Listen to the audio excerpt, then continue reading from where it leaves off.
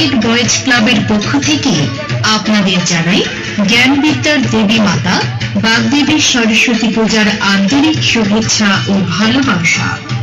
অজ্ঞানতার অন্ধকার জ্ঞানের আলোয় উদ্ভাসিত করতে পরম কাঙ্ক্ষিত শ্রী মাঘ পঞ্চমী তিথিতে শীতের হিমেল প্রাতে জ্ঞানদীপ হাতে আবির্ভূত হচ্ছেন মাতা বাগদেবী সরস্বতী। এই পুণ্যতিথিতে মৃন্ময় দেবীর চিন্ময় রূপে রামগঞ্জ ইউনাইটেড বয়েজ ক্লাব পরিবার 53তম বর্ষে পদার্পণ করে মায়ের শ্রীরাতুল চরণে পুষ্পাঞ্জলি নিবেদন করেছি। উপভোগ করুন আমাদের এবারের ক্ষুদ্র আয়োজন ধর্মগ্রন্থ।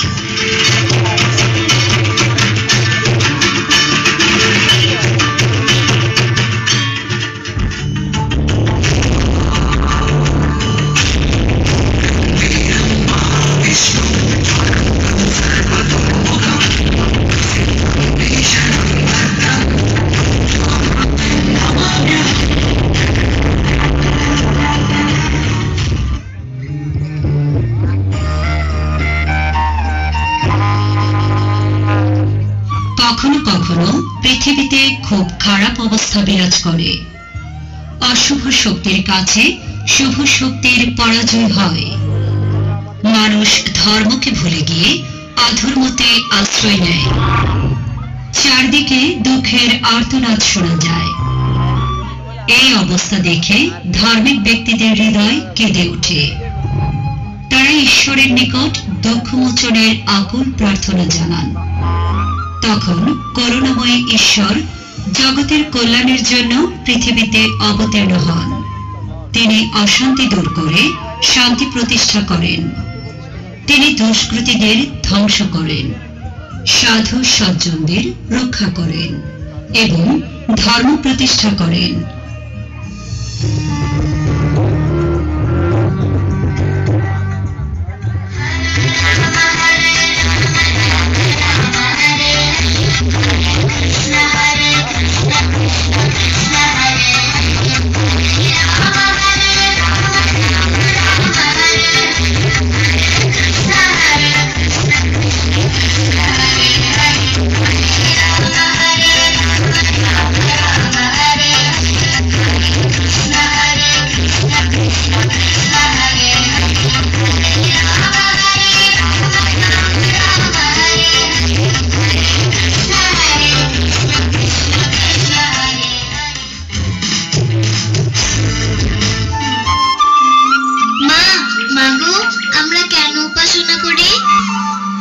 উপাসনার অর্থ ভগবানকে স্মরণ করা, একাগ্র চিত্তে ভগবানকে ডাকা।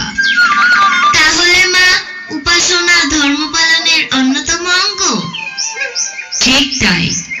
ধ্যান, জপ, কীর্তন, পূজা প্রার্থনার মাধ্যমে উপাসনা করা হয়। যেমন ভগবান নিরাকার, কিন্তু উপাসনার জন্য আমরা সাকার রূপে প্রতিমা গড়ে দেবী সরস্বতী মায়ের পূজা করি।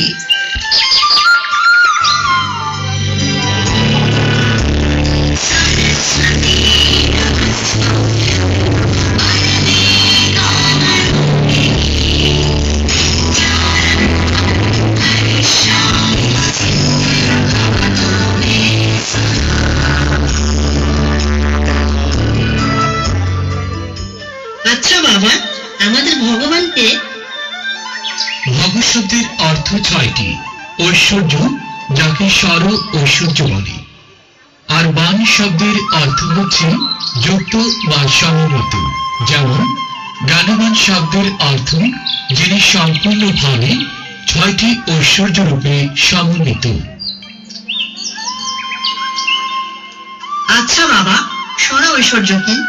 আর এই স্বর ঐশ্বর্য কার মধ্যে বিদ্যমান থাকে?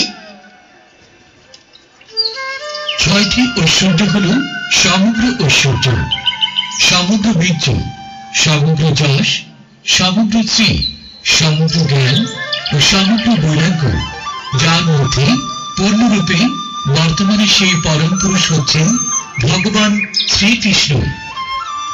আর শ্রীকৃষ্ণ জড় চিন্ময় জগতের সবকিছু উৎস। শ্রীকৃষ্ণ একমাত্র পুরুষ, যিনি শাশ্বতকাল সম্পূর্ণভাবে সমস্ত ঐশ্বর্যের অধিকারী। শ্রীকৃষ্ণ এই পূর্ণ ঐশ্বর্যের পরম পুরুষ পরমেশ্বর ভগবান। জয় ভগবান শ্রীকৃষ্ণের জয়।